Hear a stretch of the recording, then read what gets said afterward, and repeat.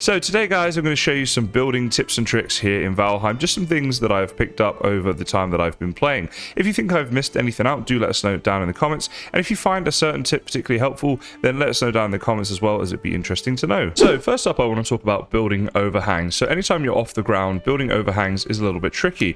You try and place the floor, you have to go like right up to the edge and you can risk falling off. Depending how high you are, you can sometimes die by doing this. So although it is possible, it's really finicky. The best way around this I found is to use these things right here to snap into place. And what you can even do is use one of the smaller ones first to snap onto the edge here, then use one of the bigger ones like this to snap on there like that, and then we can go ahead and place down the next bit of floor and rotate it around if we want it the same way like this, and then just continue this process. You can use item frames to place some mini lights in your house. This one here is a poison resistance mead to give a green light, a frost resistance for a blue light, and a mushroom for a yellow light. Now these don't give much light, but they never run out, unlike torches, and they can be just nice little aesthetical things. You can also hang them on the walls here if you use a circling trophy, and it gives a little bit of light, and again it will never run out, so it could be quite useful and also give you a little bit of an option for colored lighting in the game. Another thing you can do with vertical item stands is if you place one just below the other, as you see right here, if you look at the bottom one and go ahead and attach a skeleton trophy, then on the top one attach a wraith trophy,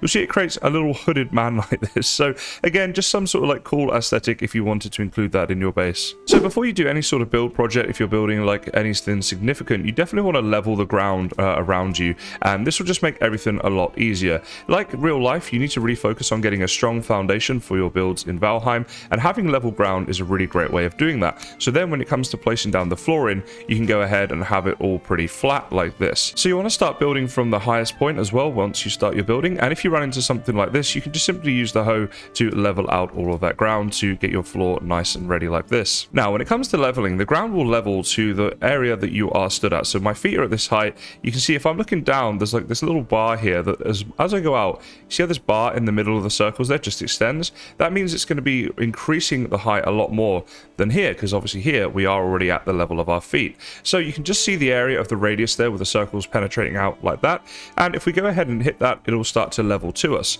Now the only thing with that though is it will always level slightly lower than where you're stood. You can't level it right up to the exact same height that you're at. You can just do this a few times to get it pretty close though, and if you're already on reasonably flat ground, then it will be enough for you to build on in a reasonably flat way. However, you can also of course use some stones to raise the ground up as well if you need to do that. Furthermore, if you need to actually lower the ground if it's too high, you can use your pickaxe to dig away. Now when using your pickaxe, let's say this is the level that we want the build to be at, right? You'll notice that if I get too close to here and then I dig, I sort of go up a little bit, right? So we come up here again. If we do a few more of these, you'll kind of see this in a bit more detail. So we go all the way along like this, and from this level here, we're starting to go up and get this bit of a hill. Now, what we can do is, if we get the timing just right on this thing, let's say we want to be on this level here, because again, if we stand too far back, we're going to go lower again, right? So if we want to keep it exactly like this, you need to stand a good amount of distance between, like the in-between of being too close and too far away. Now, this is something that you'll just kind of get used to over time, just mining straight into the face of the wall there, and once you get it right, then you'll just have a bit of a knack for it.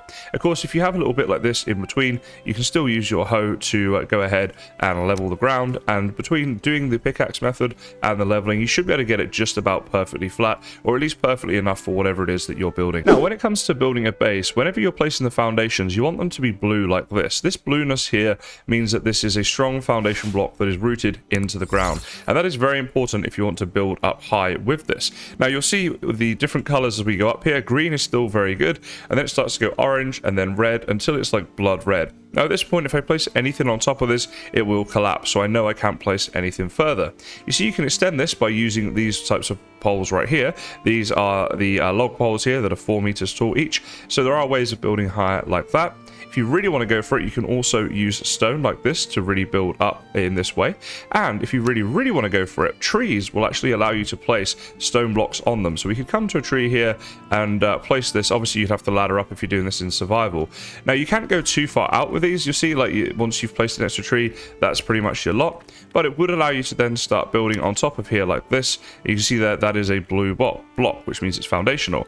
Then once we've placed down this one here, you'll see that the trees are a little bit in the way, but you guys get what I'm saying. That is also a blue block, and then it's starting to go green. So if we wanted to start with like something really tall, starting on a tree is a way to do that. Inside your builds, having windows is a great way to allow in natural light. Now, they don't all have to be made out of iron like this, but you can do that and have windows that open. I actually did a video recently on 30 different window designs, so if you guys are looking for that, there'll be a video on my channel showing you all different designs like that, but it will allow you to have that natural light in during the day rather than needing loads of lighting throughout your house. If you're building a bit of a treehouse type of base or an elevated base, you'll notice that you unfortunately can't place campfires on top of the wooden floors. What you can do is place them on top of the stone floors. So if we were to get a stone floor here and place it down, if it would hold, we could place it on top. However, as you see there, you cannot place it down on top of these wooden structures as it will not hold, it will break. So there are ways around this, and one of the best ways is again using trees. We saw here before that we can place down stone on top of a tree and it will of course hold there. So you could place down your stone right here like this, then go ahead and place a campfire on top of it if you're doing a bit of a tree housey type of build. Now if we destroy the stone underneath it, the campfire actually remains, and at this point what we could do is switch this out here for a little bit of a wooden floor if we wanted to. Now again, I'm not going to worry about getting this perfect, but if you guys are doing it in your worlds, you could have that perfectly snapped underneath there. Well, there we go, just like that, right? So it's perfectly on top of it. Of course, this also works inside your houses. If you want to place a fireplace inside your house, you can simply replace one of the wooden floors with a stone floor, place your fireplace on top, destroy the stone floor underneath, and then go ahead and place the wooden floor underneath again like this. See if we can snap that in there. Did that snap in? There we go. And we'd have to get this a little bit better if we were doing it, but you guys get the point. You can do this in your base to have an inside fireplace if you wish. Another little trick with the campfires is once you place a cooking stand on top of them, if you want to, you can go ahead and place the meat on top of them, then go ahead and grab your hammer back out quickly and destroy the fireplace underneath. Now what this will do is allow you to hang meat if you want it just hanging around your base, just for that aesthetic. It will still smoke like this, but it won't cook. It will just stay there and look like the meat. And so you could hang, you know, meat and necktails and stuff like this. If you didn't have the fireplace underneath, it won't let you hang it. So you place the fireplace first, hang the meat, and then destroy it, and there you go. You've got a little hanging meat if you want that as the aesthetic. You can use an unlit portal to frame a door to make it look a little bit round, or just give it a nice little frame for when you go ahead and walk inside. This can also be used on windows to create round looking windows. If you're trying to build a vertical wall, once you've placed the first one, it's a little bit tricky to get the second one, but with a bit of a hill and stuff, you can sometimes get it. However, by the time it gets to the third one, it can be quite difficult. A good way around this is to go ahead and place a little block there like that on the side, one of those vertical logs. Then you can simply snap up there like that, and boom, there we go. You can get 3 high. You can save a lot of space inside your house by integrating the storage with the outside, so we can still open these chests you see right here, and they poke out the back. Now, if you want to do that, here's what you need to do. Go ahead and grab your chest first of all, and place it down like this, and then get the other one next to it. And obviously, you know, you might want to spend a bit more time getting it perfect, but I'm just showing you how to do this. Then you want to go ahead and place your wall down, and you see there, you can integrate it. You've even got some options as to how it integrates exactly where you want it and how far back and that sort of thing. But if we place that one there and then that one there, you'll see there we go. This is just like sticking out a little bit. Now, it's not just chests that you can do this with in the game. You can actually hide a lot of things. So for example, you might want to have a kiln like that is slightly in and slightly out of your house. So if we place that one there like that, and then a half on top, and then another one next to it here like this, and of course we could build walls up on top of this as well if we wanted to. If we wanted to like really hide this thing, you could have a kiln that is largely hidden from the outside but will still be inside your base, just like this. So just a couple of technical things to mention now, guys. First of all is do make sure you've got your Aether ability activated whilst building if you have it. Also, try and give yourself the rested buff with the highest level of comfort possible. I do have a tutorial on my channel about how to get your comfort levels very high, and also look for the high stamina food. Things like Queen's Jam is going to be one of the earliest game options for that, and as you get through the game, obviously you'll have even better food with higher stamina available to you. And also stamina meads are also worth looking at, and tasty meads and things like that. It will just give you that extra efficiency when building, and also that extra stamina, which is going to be really important. You can also upgrade your tools in the forges and workshops and stuff like that, depending on what the tool is. And again, that's going to really help out in terms of building, because you will find that you're running through stamina pretty quickly when you build. So it is possible to build circles in Valheim, guys, and I'm just going to show you now how you can do that. So you want to start off at the extremity and place down a wooden floor just like this. Then you can do just one click like this and snap it here, and just go like this the whole way around. So each time you get there, you just snap it once. Let's go over to this side and show you what I mean, because it's a little bit clearer. So from there, we just go once there and snap it to the corner, get that lined up, rotate once there and snap it there, and then again the same, and we just do this the whole way around, and eventually once you've done that, you will have as close to a perfect circle as you're going to get in the game. So you'll then have something that looks a little bit like this, and then of course you can just fill in the insides like this if you wish. Best way of doing that is just to do a bit of a cross in the middle like this that snaps in place, and then you can just snap onto the corners of the cross just like this. We have this one here, one in here like this, like, oops, that one there just left the snap at the end, but like that, and then like that. And so then you've got a circle base to build up from. You can build walls up around your circle by just snapping it onto the floor points as you see here, and it will again create that pretty much perfect circle, as close as you can get to a perfect circle in Valheim for sure.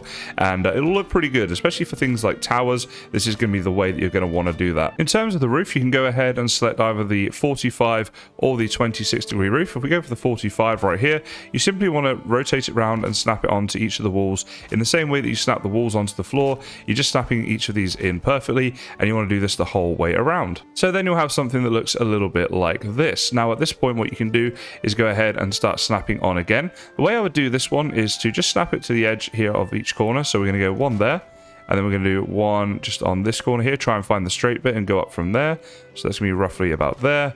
Do the same here like this, and the same here like this. You get these four corners done first. The sun's in our eyes for a bit for this one, but there you go. You guys can see what I'm doing there. Then at this point, you can go around and do the infill. So you can just snap it onto the little bits below, making sure you cover up all the holes. Again, there's going to be a fair bit of overlap on this point. So I'll show you again here. Sun was a little bit in our eyes there, so hopefully this will be a bit clearer. So we can snap that one there, and then come over here and snap this one in over here. Just make sure there's no gaps so there is a complete roof for this level. And then you can go ahead and stick a triangle roof on top of that to make sure that it is all covered in. And depending on how you do your circular roof and stuff, sometimes you'll need to do like a little bit more to it than this. This is just a quick like tips video to show you that it is possible, but it's something you might want to play around with a bit in your worlds. You can use the wooden crosses to create a bit of a lattice wall. Now this looks nice and also allows light through quite easily, and also you can obviously use like the two different types of them, and this one right here can be quite nice as a fence for like a garden sort of area, because you can literally just make it down at the ground level if you want, and you can put crops around it like this, and it would be just a different type of fence to the typical, you know, this type of fence right here. It just looks something a little bit different, maybe a little bit more sturdy and a little bit nicer. So it's just another option there for when you're building. Now we talked about poles before and the two different types of poles and how they stack to different levels. Well, if you really want to go for it, guys, a late game option if you're in survival are the reinforced poles that you see here. The reason they're more of a late game option is because the wooden iron poles, they do require iron, so 1 per 1, which is a lot, and especially if you're doing this in survival, but worth a mention if you are looking to build really high. So if you leave structures out in the open, they will decay. As you see here, they're sort of down to about 50%. That's as low as they will go. They'll decay down to 50%. The stake walls won't, but things like gates will, stairs will, even like flooring and walls and stuff like that, it'll all decay. And so you have a couple of options with that. It will have a bit of a different look when it's decayed to if you were to build something that was brand new. So you can see here the brand new stairs there. If I place them next to these, they look a little bit like browner. These look a little bit more worn. So if that doesn't bother you, can leave them. Of course, if it does bother you, you're able to repair them. They won't decay to the point of being completely broken, but if you get raided, obviously the decayed items are more likely to sort of go first when mobs attack. So it might just be something you want to, like, you know, think about. The other thing you can do as well if you want to protect certain areas is to place roofs over the top of them. So roofs won't decay, and roofs also will keep things from decaying too, which is why most Viking longhouses and things have roofs, because as you can see here, none of it will decay, and it keeps everything underneath it protected and stops that from decaying. This stuff here instantly is decayed because as I was building it, it was raining. But yeah, you guys get the point. If you build like that, then you won't get the decay in the long run. You have a few different options for spiral staircases in Valheim. This one here is probably the most compact of the ones that you can do. This one here is the one that actually uses stairs and is a bit more of a gradual type of thing. And then this one here, I don't know if you'd count this as spiral or not, but it's sort of more compact and uses stairs, so I thought I would mention it. Now I think the way that you build this one is pretty self-explanatory, but I will talk about the other two just briefly. So if you want to build this one right here, the way you're going to do this is to place down your stairs like this. Sorry, I just had to turn my cheats on there. Okay, so to build this staircase, you want to place down your first stairs there, and then you're just simply going to snap them as you go up. And you can, as you see here, I'll just show you guys, I'll place one more down, but if you run up this staircase on the inside, you will get stuck on this thing right here. So you just need to remember to run up and down on the outside, and then you're good. But this is an option, and you will need to give it supports and stuff as it goes up, and it will look something a bit like that. And of course, you can wrap it around as many times as you want. Now, as for this one over here, this is probably my favorite spiral staircase of the lot because it looks the most like a spiral staircase. However, it's also the most difficult one to build. So, well, not, I guess, difficult, but just finicky. So I'll show you guys what I mean. So, in order to build that one that you see there, first of all, you want to place down a beam like this, and then a horizontal beam just on the floor there next to it. Very good. Then you need to destroy this beam, get the beam again, and where it was like that, just give it one rotation round like that. Go back to the horizontal beam, and it will snap into place there, but it will be on the floor. So you then need to shift and get it just into the perfect place like that.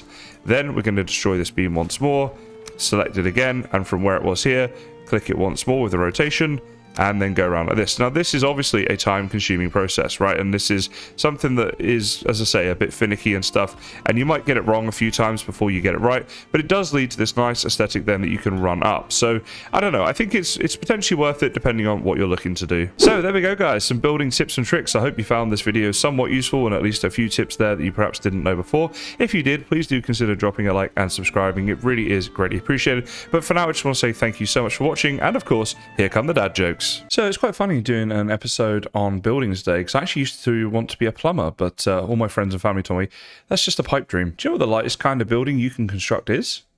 A lighthouse, of course. I almost had an excellent joke about construction, but I still need to work on it. Do you know why the plank of wood went into the bar?